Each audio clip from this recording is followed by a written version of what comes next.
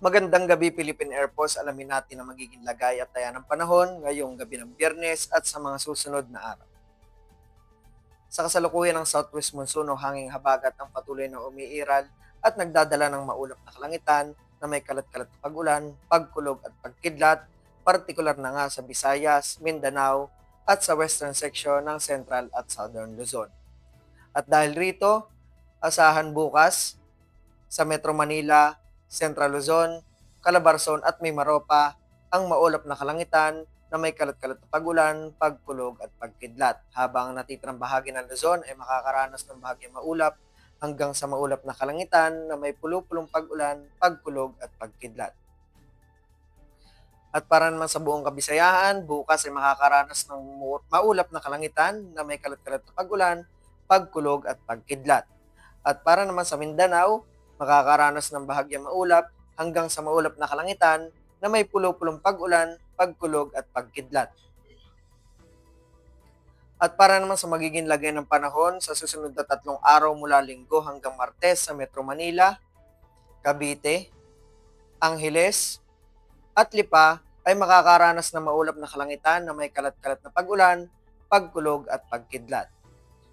At para naman sa Puerto Princesa at Kalayaan Island, sa Linggo ay makakaranas ng bahagyang maulap hanggang sa maulap na kalangitan na may pulo-pulong pag-ulan, pagkulog at pagkidlat.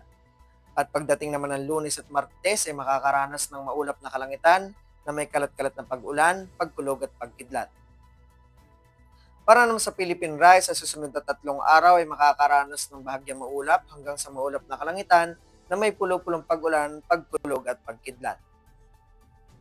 Para naman sa Lapu-Lapu, Davao at Zamboanga, sa Linggo at Lunes ay makakaranas ng maulap na kalangitan na may kalat-kalat na pag-ulan, pagkulog at pagkidlat. At pagdating naman ng Martes ay makakaranas ng bahagyang maulap hanggang sa maulap na kalangitan na may pulo-pulong pag-ulan, pagkulog at pagkidlat.